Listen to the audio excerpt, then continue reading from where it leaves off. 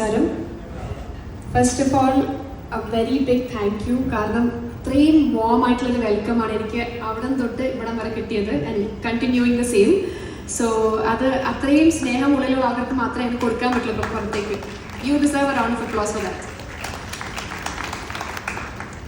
ഞാൻ actually Kothamangalam is not an unfamiliar place for me. എൻ്റെ relatives ഇവിടെ ഉണ്ട്. അതുപോലെ അച്ഛൻ കുറച്ച് നാൾ ഇവിടെ വർക്ക് ചെയ്തത് ബാങ്കിലായിരുന്നപ്പോൾ. EKP സാർ നമ്മളുടെ വളരെ ക്ലോസ് ഫ്രണ്ടാണ്. So Kothamangalam is a very familiar place for me. പക്ഷേ ഫസ്റ്റ് ടൈമാണ് കലയുടെ ഒരു പ്രോഗ്രാം ഞാൻ വരുന്നത്. Also I heard a lot about കല.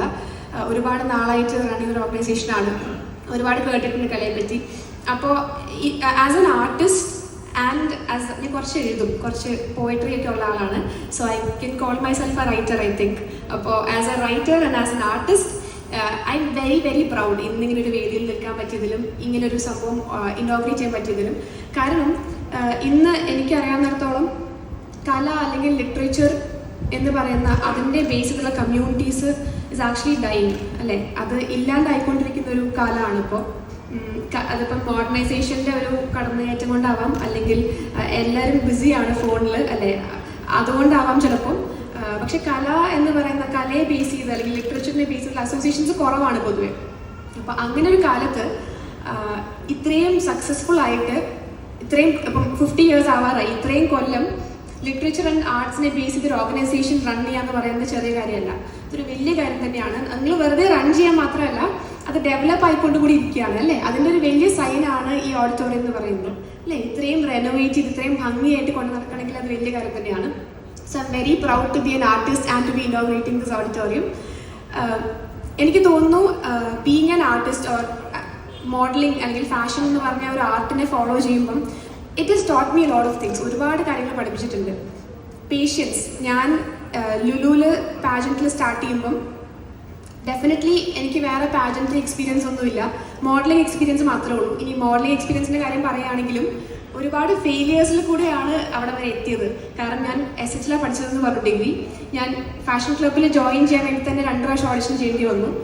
ഞാൻ ഒരു ക്ലബ്ബിലും ജോയിൻ ചെയ്യാൻ ഉദ്ദേശിച്ച ഒരാളല്ലായിരുന്നു. പക്ഷേ ഹൈറ്റ് ഉള്ളതുകൊണ്ട് എൻ്റെ അടുത്ത് പറഞ്ഞു, Harsha why don't you try for fashion club.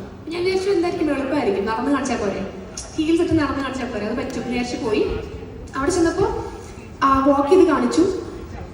എന്നെക്കാളും അടിപൊളി നടക്കുന്ന ഇഷ്ടംപോലെ ആൾക്കാർ അവിടെ ഉണ്ട്. അതുകൊണ്ട് തന്നെ എൻ്റെ അടുത്ത് പറഞ്ഞു, ഹർഷ വിളിക്കാം, ഞങ്ങൾ എന്തെങ്കിലും ഉണ്ടെങ്കിൽ വിളിക്കാം, പോയിക്കോളൂ പറഞ്ഞു. അപ്പം അത് പച്ച മലയാളത്തിൽ പറഞ്ഞു കഴിഞ്ഞാൽ ആവശ്യമില്ല എന്നാണ് എന്നെ അവിടെ. അപ്പോൾ എന്ത് ചെയ്തു, ഞാൻ തിരിച്ചു പോകുന്നു. അപ്പം ഫസ്റ്റ് ഓഡിഷൻ റിജക്റ്റ് ആയി. സെക്കൻഡ് ഓഡിഷൻ വീണ്ടും ട്രൈ ചെയ്തു. It was for international pageant called miss India international എന്ന് പറഞ്ഞിട്ട് they came to our college for scouting models. അവിടെ വാക്ക് ചെയ്തപ്പം അവർ ഓക്കെ സെലക്ട് ചെയ്തു തന്നെ. പക്ഷേ ഐ വാസ് നോട്ട് 18 yet. ഞാൻ 17 ആയിരുന്നു. അപ്പോൾ കോൺട്രാക്ട് സൈൻ ചെയ്യാൻ പറ്റില്ല. അപ്പോൾ അതും പോയി. അത്രയും എല്ലാം കഴിഞ്ഞപ്പോൾ എനിക്ക് ആകെപ്പാടെ മടുത്തു. ഞാൻ ഇനി ഫാഷൻ ക്ലബ്ബിൽ ട്രൈ ചെയ്തില്ല. അപ്പം ഞാൻ സെലക്ട് ആയ കാര്യം എൻ്റെ ഫാഷൻ ക്ലബ്ബിൻ്റെ ഹെഡ് അറിഞ്ഞു. എന്നെ വിളിച്ചിട്ട് പറഞ്ഞു, Harsha just give me other audition, ഒന്നുകൂടെ വരും ഫാഷൻ ക്ലബ്ബിൽ ഓഡിഷൻ ചെയ്യാമെന്ന് പറഞ്ഞു. ഞാൻ ഇനി എന്തിനാ ഓഡിഷൻ ചെയ്യുന്നത്, ഇതിപ്പോൾ ഓൾറെഡി ഞാൻ 2 പ്രാവശ്യം നാളും കിട്ടും, ഇനി എന്തിനാ ഓഡിഷൻ ചെയ്യുന്നത് വിചാരിച്ചു. പക്ഷേ as like it's fine, let me just give it a try. ഒന്നുകൂടെ ഓഡിഷൻ ചെയ്തു. I got selected. So 1 or 2 failures വന്ന് നിർത്തിപ്പോയിരുന്നെങ്കിൽ I don't think I would be here today. And അതെന്നെ ഒരുപാട് പഠിച്ചത് മോഡലിംഗ് ആണ്. It was not easy from there. Fashion ക്ലബ്ബിൽ join ചെയ്തേ പിന്നെ ഇറ്റ് വാസ് നോട്ട് ഈസി. ഒരുപാട് ഡേ ആൻഡ് നൈറ്റ് കഷ്ടപ്പെട്ടാണ് റാം വോക്ക് പ്രാക്ടീസ് ചെയ്തെടുത്തത്. Because they are experienced models with me. എൻ്റെ കൂടെ ഒരുപാട് എക്സ്പീരിയൻസ് ആയിട്ടുള്ള മോഡൽസ് ഉണ്ട്. സോ എനിക്ക് ചുമ്മാ കളിച്ച് നടക്കാൻ പറ്റില്ല. I have to be very serious. And SH is a very good institute as well. അവർ ആർട്സിന് ഭയങ്കര പോപ്പുലറാണ്. So I have to day and night train myself in ramp walk.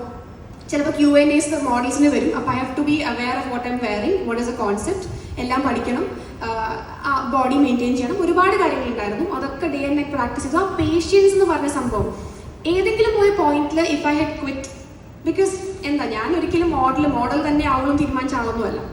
അപ്പം it was easy for me to quit അല്ല ഏതെങ്കിലും ഒരു പോയിന്റിൽ. If I had quit in any one of these obstacles, ഇന്നിവിടെ നിൽക്കാൻ പറ്റുന്നുണ്ടാവില്ല, എൻ്റെ പേര് ആ സ്റ്റോണിൽ ഉണ്ടാവില്ലായിരുന്നു. So I am so glad that modelling has taught me patience. അത് ത്രൂ ഔട്ട് പാജൻട്രി ആണെങ്കിലും it did teach me patience. It taught me stage presence. നമ്മൾ സ്റ്റേജിലേക്ക് നടന്നു. നേരത്തെ സാർ എന്നെ ഇൻട്രൊഡ്യൂസ് ചെയ്തപ്പോൾ പറഞ്ഞു, വളരെ ഭംഗിയായിട്ടാണ് ഇൻട്രൊഡ്യൂസ് ചെയ്തത്. എന്നെ പറ്റി തന്നെയാണോ എനിക്ക് സംശയം വന്നു കുറച്ച് കഴിയുമ്പം. So lovely it was. പറഞ്ഞപ്പോൾ എന്താ പറഞ്ഞിട്ടുണ്ടായിരുന്നു, beauty is something that radiates from within. അത് ശരിക്കും ശരിക്കും കണ്ട് അനുഭവിച്ചിട്ടുള്ള ഒരാളാണ് ഞാൻ. അതായത് എപ്പോഴും നമ്മൾ പാജൻട്രിക്ക് പോകുമ്പം നമ്മളവിടെ ചെല്ലുമ്പോൾ തന്നെ you have 20 competitors with you, every one is pretty. എല്ലാവരും നല്ല ഭംഗിയുള്ള ആൾക്കാരാണ്, സ്വഭാവത്തിൽ അതിലേറെ ഭംഗിയുണ്ട്. അപ്പം നമുക്ക് ആകെപ്പാട് ഇൻസെക്യൂർ ആവും അല്ലേ? നമ്മൾ ഈ 3-4 ദിവസം ഇവരുടെ കൂടെ ഗ്രൂമിങ്ങിന് നിൽക്കുമ്പം നമ്മൾ നോക്കുമ്പോൾ എല്ലാവർക്കും എന്തൊരു ഭംഗിയാ, ഇതിലിപ്പോൾ ആർക്ക് വേണമെങ്കിലും കിട്ടുമല്ലോ. എല്ലാവരും എന്ത് നല്ല പെരുമാറ്റമാണ്, എല്ലാവരും നല്ല ഭംഗിയായിട്ട് ആൻസേഴ്സ് പറയുന്നു. So what is that one thing that makes a winner? I question myself a lot, specially during Miss South Indian. ഒരുപാട് ചോദിച്ച ചോദ്യമാണ്, എന്താ വാട്ട് ഡിഫൈൻസ് എ വിന്നർ അല്ലേ?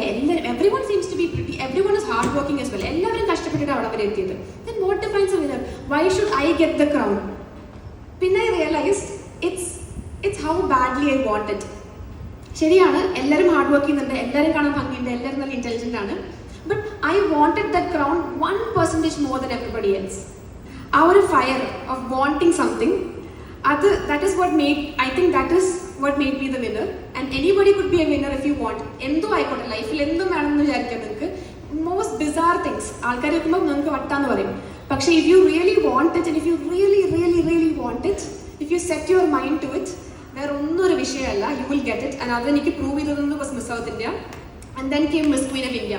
സോ ഒരുപാട് കാര്യങ്ങൾ എന്നെ പഠിപ്പിച്ചത് വാസ് മോഡലിംഗ്.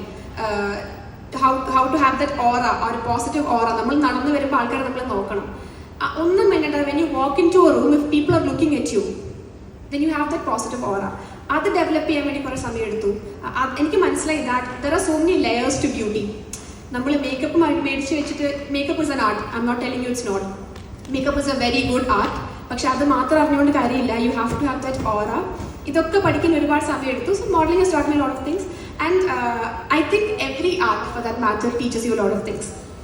ഏതൊരു ആർട്ടും ആയിക്കോട്ടെ, നിങ്ങൾ ഡാൻസർ ആയിരിക്കാം, നിങ്ങളൊരു സിംഗർ ആയിരിക്കാം, നിങ്ങളൊരു മേക്കപ്പ് ആർട്ടിസ്റ്റ് ആയിരിക്കാം, maybe you are a stylist, maybe you are a model, maybe you are a writer, എന്തും ആയിക്കോട്ടെ, it teaches you a lot of things.